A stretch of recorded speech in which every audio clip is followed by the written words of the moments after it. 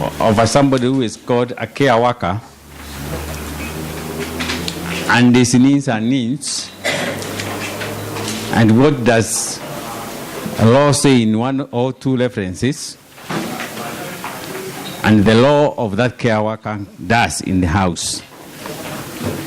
Generally, a care worker is somebody who is giving care to somebody, somewhere or something else. Where I always sell, including even if you are employed as a waiter in a bar, you are giving a service. And that service is a care because somebody has a need. Kenya Union of Domestic Hotels, Education Institutions, Hospitals, and Allied Workers does represent workers who, and Kudeya was actually basically registered and started by house servants in 1945. In 1945, that particular time, most of these people were there, and those who are Europeans, they could only employ men.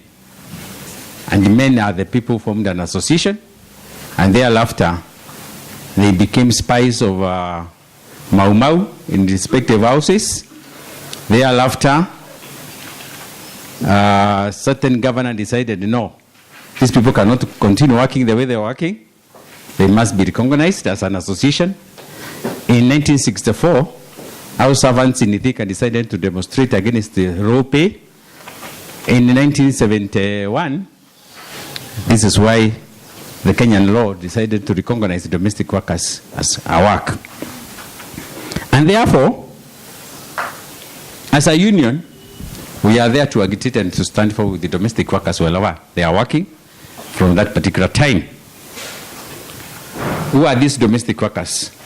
Domestic workers starts from the house yaya, the watchman, the gardener, your driver who drives you, that is in your respective house. And luckily now the Employment Act has recognized your house. Once you employ a domestic worker, it's no longer a private house. It's a public employment center because you have already employed somebody in your house. And therefore, a labor officer has the right to come and inspect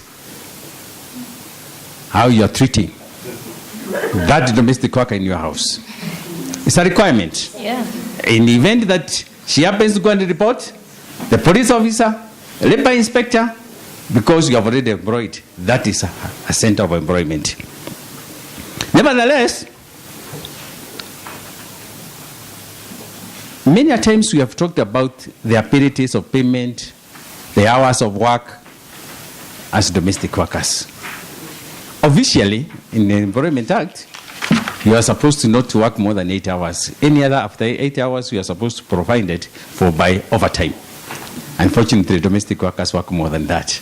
That it depends with one terms to conditions to the others from irrespective of the families and irrespective. Two, and my sister was talking about that, and somebody was asking questions, and I remember you asked about minimum wage that people can afford that others cannot afford. In Kenya law, and Kenya is already ratified convention that it talks about minimum wage. In Kenyan law, it says every worker is entitled to a minimum wage of a certain amount of money. In Kenya right now, as long as you are a domestic worker, as a laborer, general laborer, in Nairobi you are supposed to be paid at approximately 12,590. The question comes in, as other many questions people are asking, can I afford if I'm also paid the same amount of money? That's a discussion on other law. Because Mother Kome, justice, very that the law we always say is harsh. But now here comes a question. What do you do?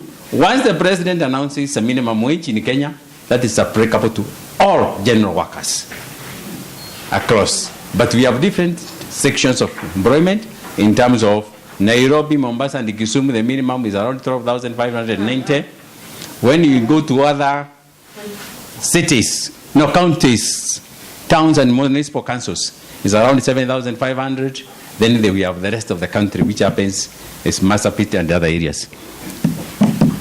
These domestic workers, wherever they are, they're entitled to their rights.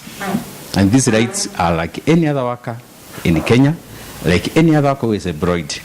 If it is maternity leave, when she gets PG, pregnant, she is entitled for maternity leave. If it is the 90 days, she is supposed to do that. If it is 80 hours work, if you happen to be caught by law, of course you have no other choice. You have to pay the overtime which she has been working. But the first question is it recorded or recognized? I want to go to another sector where violations of domestic workers are happening, especially to ladies. Most of our domestic workers are our relatives. Either in one way or the other way, they are cousins and they're abroad in respective houses. Either we have brought them from rural to urban just because we want to take care of them, to educate them, to train them, as my sister was talking about. But most of the time, they come and stay in our houses, we employ them. 3,000 shillings because they want to Europe, 4,000, 7,000 because we won't be sending their money to their parents. Therefore, as a union, once you employ a domestic worker, there comes in a situation where they are supposed to be recognized as the workers and they are supposed to be given social protections. We have been met by a very big challenge as a union. 90% of the domestic workers who are ladies, once they get employed, at a certain age and a certain level of employment, mostly 3-4 years, and that's a phenomenon we have already realized. Once a domestic worker lady has been employed in a specific house, either mine or somebody else, they become pregnant. And this is where the care comes in now.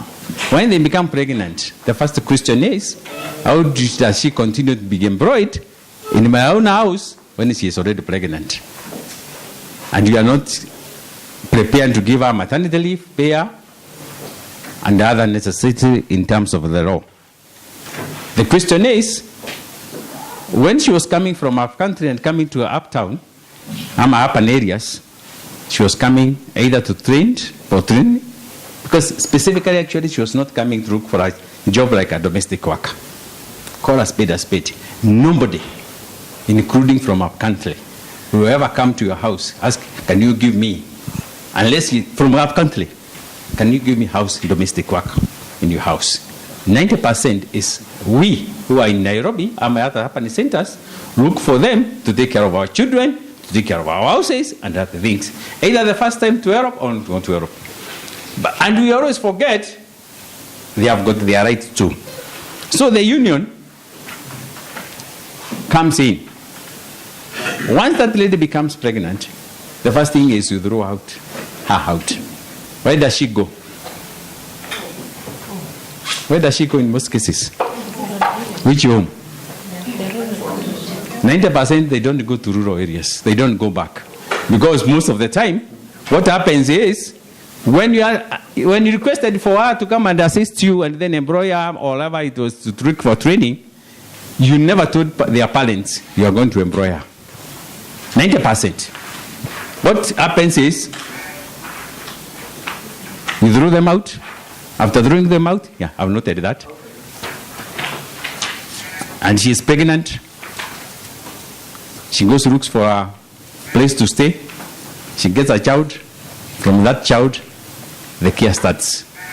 And that's why the question of employment starts in. And this is our concern. Domestic workers need to be respected and need to be taken care of like any other work, wherever you are. Convention 189, which was ratified in the world just the other day in 2011, says any domestic worker who works in respective houses should be respected and should be given total rights as a worker. I want to stop there, but my concern today, as we are here, what should we do to recognize domestic work as a valuable, recognized work, to train them, to make sure that they are part and parcel of the community, working class. I'll stop there so that my sister can continue.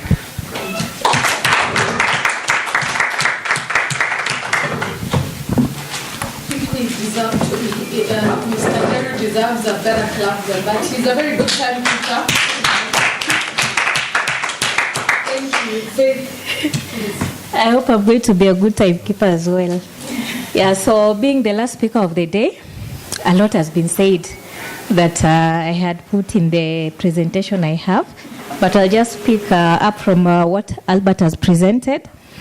And I just want to start with a mention of my current house manager, who is a widow. She just joined us recently, and my daughter has been having very interesting conversations with her because she must be about 46 or 47 years of age. So she's quite motherly, the most mature house manager I've had throughout marriage. So it's something that is also new to them, that, okay, we can have a motherly figure as our house manager, somebody who takes care of us when mommy is away at work. So about 2 weeks ago, I had my daughter ask her, okay, so auntie, do you have children? Then she says, yes, I have 3 children. Then how old are they? Then she goes and says 2 of them are doing their class 8 this year. And the last one is about your brother's age. So my son is 4 years and her daughter is 5 years. So she goes like, who takes care of your daughter? And so I'm listening to this conversation and also doing other things in the house.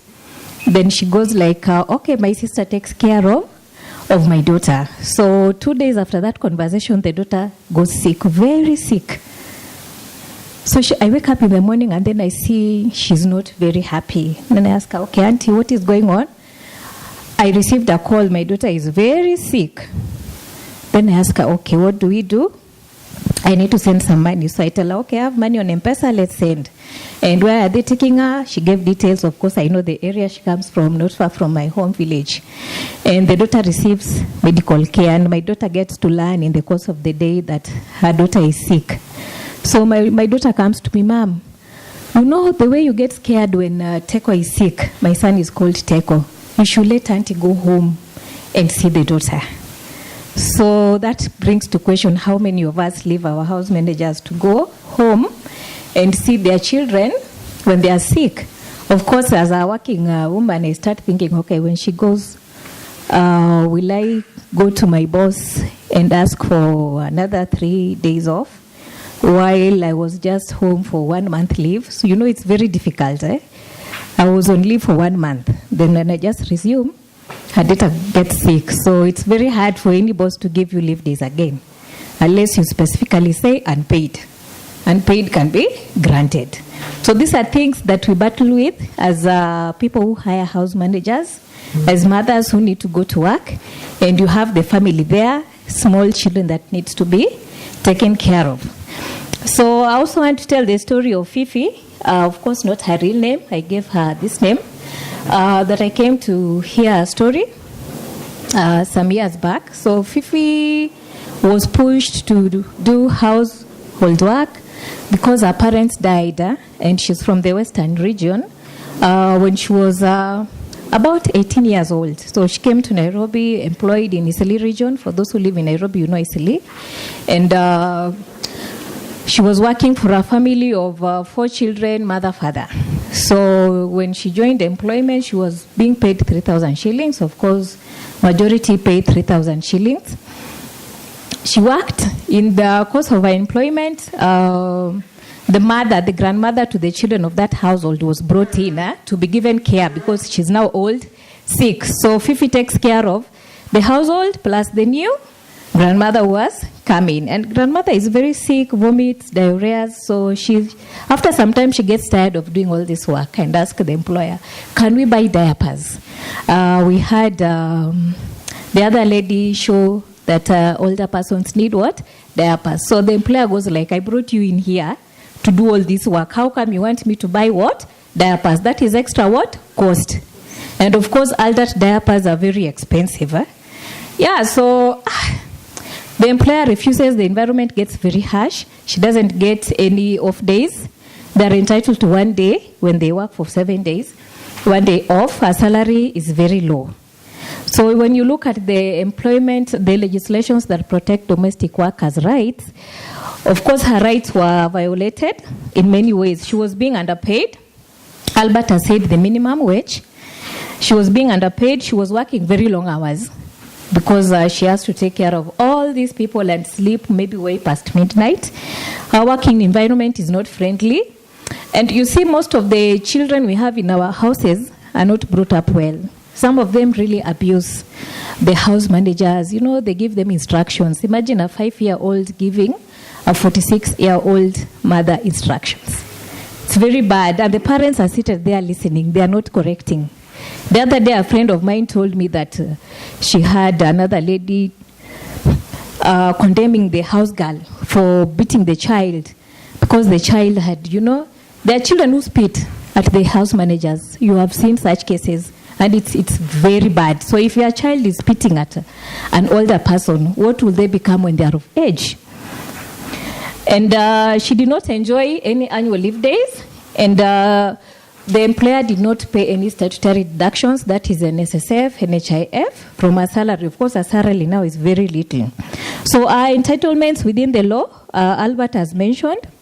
When such a person comes to our organization, we now sit with the employer and start talking about annual leave days that you need to pay her. She's entitled to not less than 21 days annual leave days. So if you don't pay her that, the calculations that are done for the number of years she has worked and the calculations that are done to see how much you owe her. Sick leave, she's entitled to sick leave, 7 days full pay, and after that, 7 days half pay, overtime. So you need to pay her overtime for the number of years she has worked and the number of hours she has worked when she was within your household doing overtime work. And fair termination, that is also considered, and underpayment. So when those calculations are done, even you as the employer, you get shocked at the amount of money you can end up giving your house manager at the end of the day. The other day I saw an exploited being given a letter from a lawyer to pay her domestic worker 1 million. And she was very furious. How can you do this? You are exploiting me. Then all these things were laid down at the table.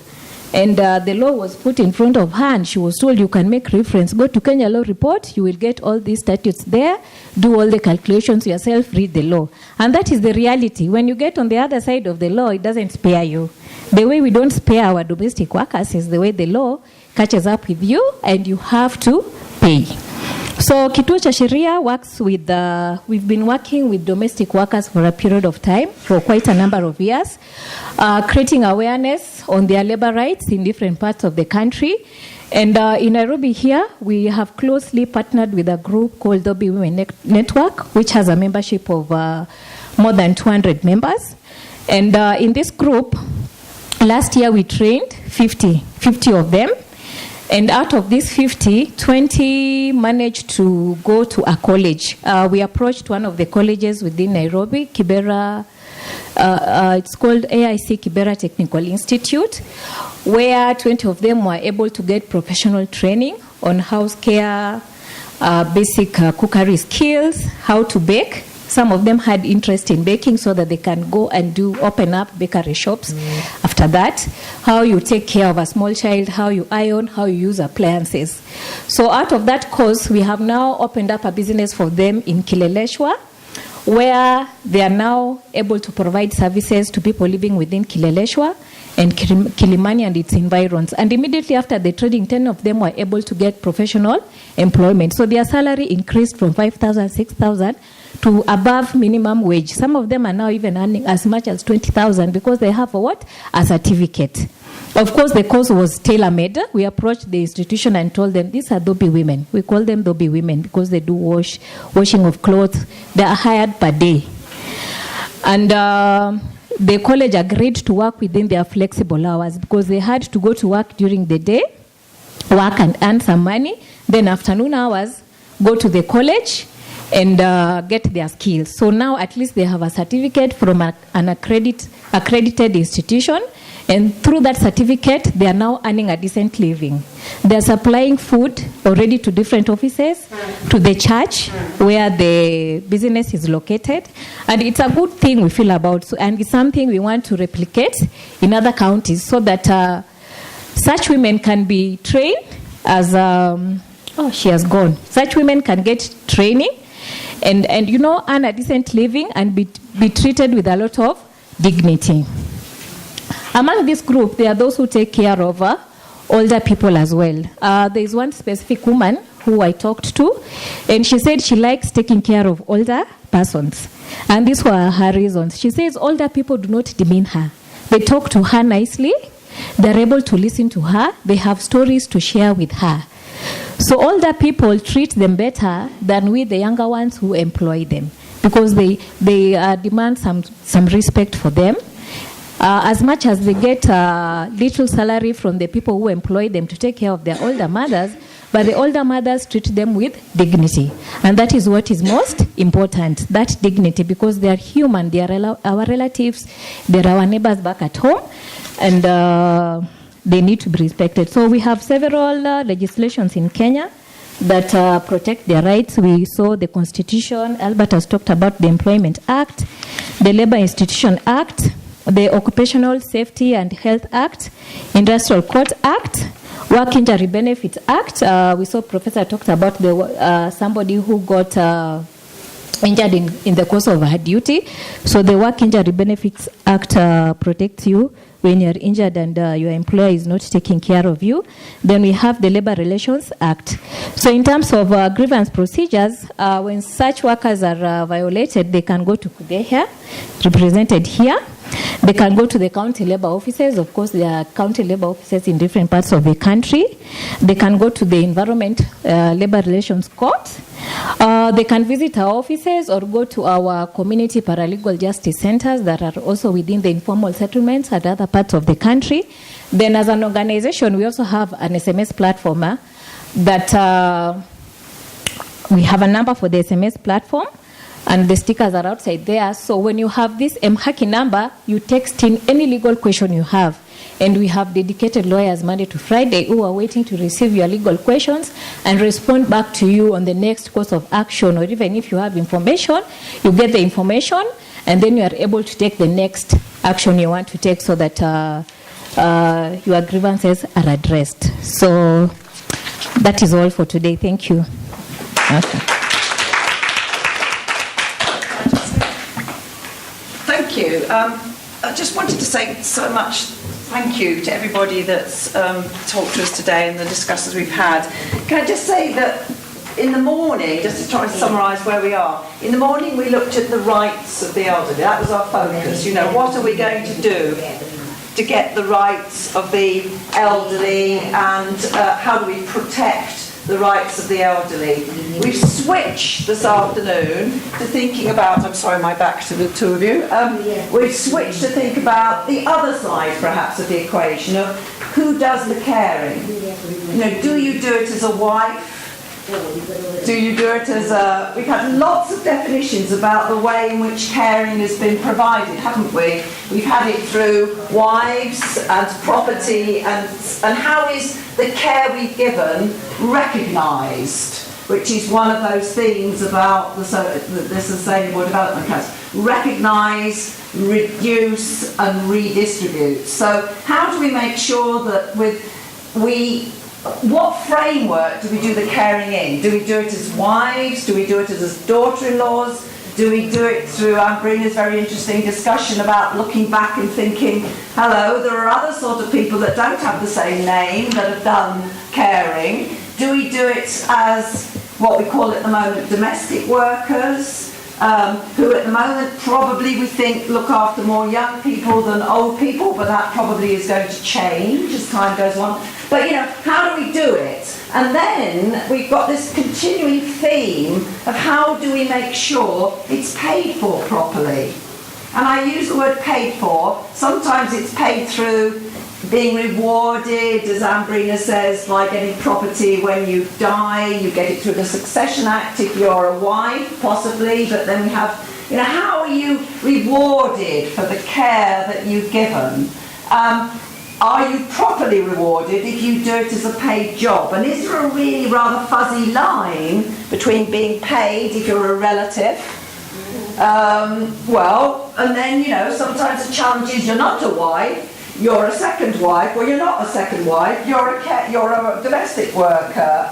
Well, you know, you're all probably getting, you know, we've got lots of different definitions, and the lawyers amongst us know that the law puts you into various compartments. So, you know, you're a wife, and there's a bit of law that goes towards you there, and you apply certain laws there. You're a worker, there's a whole other set of laws that apply to you, employment law. Hang on, you know, are there, you know, so when it comes to caring, how do we ensure that we can, you know, we look after and reward the people that do the work, so they themselves, whether they're wives, domestic workers, when they age, they're not impoverished by the fact that they've done the caring. So, you know, it's those issues. It's what Isabella was saying this morning. How do we plan for the long term, and what is the effect on those that do the caring? And we've also heard the big conundrum. Care is expensive. It's costly to look after our children and our elderly. Why can one individual, the employing woman, you, me, Justice Atati, whoever it is, we can't afford, out of our own wages, probably unless we're very rich, to be able to afford that. So why is it the responsibility only of the individual to pay for that care, which is actually something that, do we need to think about its societal responsibility as well? You know, I mean, it puts how can any person pay 1 million shillings, you know? So the law says you've got to pay the 1 million shillings, and of course the worker should have the 1 million shillings, but can an individual pay the 1 million? Well, some might, but many, many, many can't. So, you know, that's a real conflict, and it does turn into a gendered conflict, because it turns women against women, and it isn't about that. It's about the cost of care, because it's not cheap. And how do we confront that as the rising costs? The costs are going to rise, probably, as people get older. So those are the sort of questions, I think, that, you know, we need to think about. Perhaps we can put our very brilliant minds in this room, so even though we're tired, you know, now for the time being. So who is a carer? How do we protect them? How do we think about that? What rewards do carers get? But also, how do you balance that against the rights of the people that need the care? You know, so it's a bit of a conundrum, but I don't know the answers. I'm hoping you're all going to come up with it. You know, that's that's what I hope to learn. So that's just to set some of the context. But I hope that helps a bit in terms of where I think we perhaps turn our minds to, if we can, to think about that issue. Oh yeah, she's waving at me to tell me off. Sheets. Yeah, we're going into our groups now, if we wouldn't mind. And we've got until the reward at the end of the day is we go and have some food, and we go straight from here to have the food. So you're forced to stay here now until the time where we go, which is about 5:45. So we've got time for discussion now. So if you want to go to groups, yes. Just one small question. Of course. I have listened to Albert. Sorry. Now, in computing the minimum wage, take the example of a domestic worker or a house manager who lives in. Do you consider the housing element and all that goes with it, or is it just the actual cash? Yeah, and actually also that they don't pay for food, they don't pay bills, and then they don't pay tax. They're not taxed, their wage is not taxed. Albert, over to you, Albert. Supplement. You've got all the employers here. Yeah, employers, that is true. Yeah, when you look at the criteria that the Wages Council has laid down, they have given a formula for calculating the wages. Of course, all those things of not buying food are not considered. I mean, they're human. They're taking care of your children. You need to give them food. But Feed me when I feed myself. you need to give them food. You need to give them food. So they have a formula for doing the calculations for underpayment. you have to pay within the minimum wage. Yes, yeah. At least in Nairobi you have to pay 12,000. You say 12,595. Yes. So if you are paying 4,000, subtraction, you subtract times the number of years she has worked. Yeah. 12,595, and she's a day bag, as we call them. So she comes and she goes. That would make sense, yeah. 12,595, because she has to pay transport, she has to pay all sorts of things. But where, she has to pay rent. But where she's living, day bags have a rate of per day. Yes. Which is? Which is the rate this year? This year is, I think, it's 535 per day. Per day, yeah. No, 535. 535. Yes. The day bags are even better off because you employ them 3 times a week and you pay them. Thank you. Yes. Let me supplement something so that everybody can understand where we come from in terms of laws, in terms of labor laws. We are governed by labor laws, which have already been gazetted and everything. And the labor laws talks about different wage councils in different sectors. There, before up to 1981, we used to have what we used to call domestic wages council. This council was able to differentiate between a living in and a living out. And wages were different. But in 1992-93, when SAPs were introduced into Kenya, this is when things clapped. And in terms of merging most of the general council wages into one general wage council, and therefore domestic council was dissolved so they can be formed.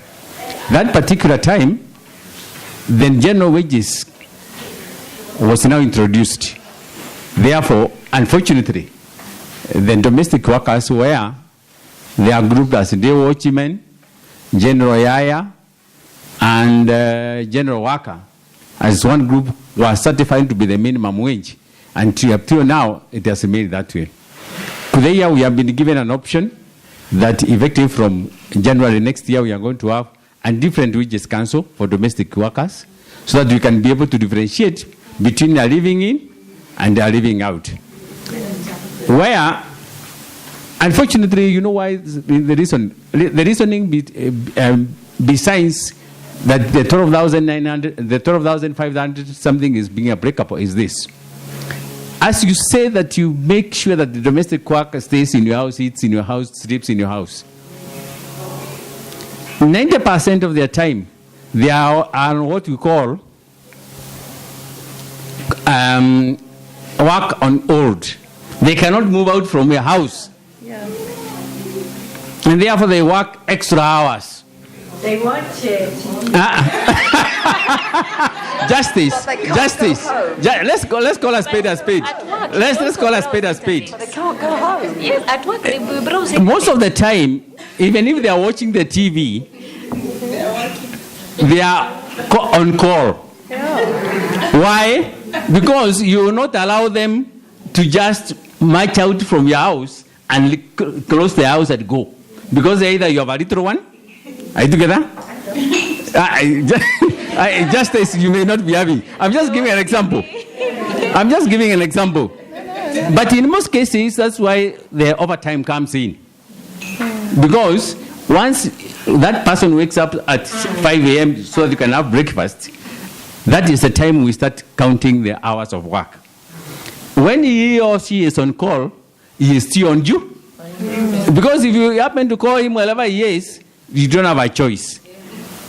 When he goes and washes the things up, the utensils, 10 p.m. because you have visitors, all those hours are supposed to be calculated. And therefore, the Kenyan government decided that we are going to have a minimum wage of a general yaya, general worker lepala, who is being paid per month, not on daily basis, of 12,535. Now, our concerns has been raised.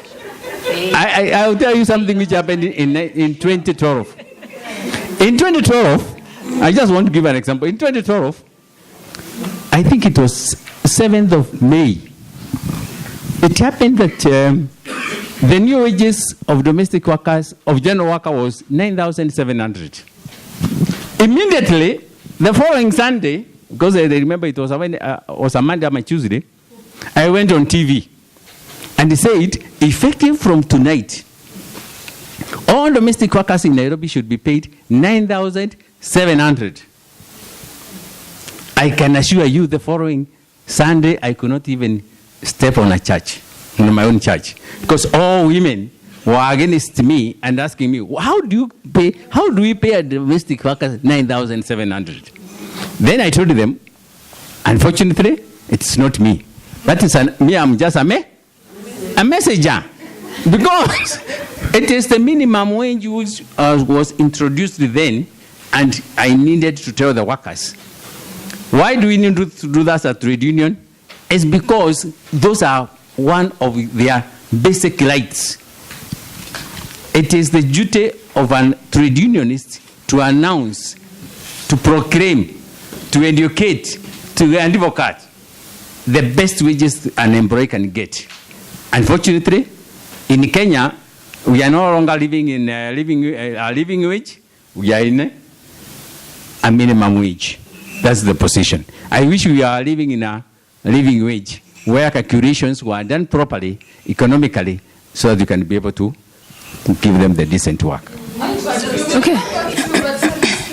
Yes. Okay, I know we are waiting to form groups and all that, so thank you for allowing me to say something small. But you can see that this is an issue that's not just an idea out there. All of us are affected, so everyone's very engaged in it. I just wanted to suggest that we need, you see, we're discussing this issue in the context of almost a conflict, yeah? You're being informed when there's already a claim that this is what you should have been doing all along. Unfortunately, that's the context in which many of us come into contact with the Labor Office, yeah? When someone has made a complaint and now you're having to iron it out. And we should have a more proactive approach, yeah?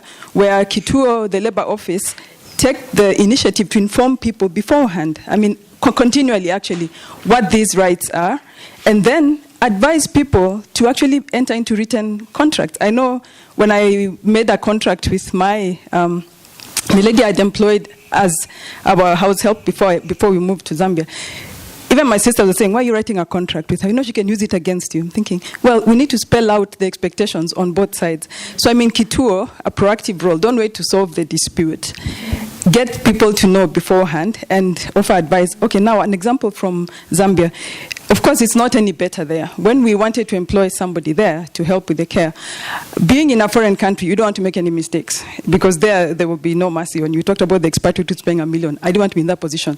So I took the trouble to find out, okay, so what are the guidelines? And even finding out where the Labor Office was difficult. But through the HR in the company or organization where my husband works, she was able to go around and do the legwork and then give us the breakdown. If she's residential, this is how much you pay. If she's non-residential, it's there in the regulations, but people don't really know about it. So if we do have it, why don't you make it public information, yeah, and preempt this kind of... Let me assure you, it's all in the public. It's only in public because, first and foremost, yes, in public. It's public. If you look at the Employment Act, there should be a formal of a contract, either oral, written, or whichever form. As long as that employer, there's a relationship, there should be a written contract. That is emphasized with a language an employee can understand. That is there. Unfortunately, let me say unfortunately, because most of us, either we are ignorant of the law or we assume that we know as Kenyans generally, and we know about the laws of Kenya. That's what I would say, because even me, one time I was caught up. When you are caught up spending, and you know you are supposed to go at 110, I'm 100, whom do you blame? Yourself. The law is there, it's talking about written contracts, and we are emphasizing. For example, in Nairobi, every second Sunday of the month, Kudeya owns an education training for domestic workers so that you can be able to train them the best industrial relations. And we are inviting both the employer, that is FKE, through FKE, NSSF, NHIF. Every Sunday, we go in some areas so that we can be able to educate them, including the employers, so they can understand what the law says.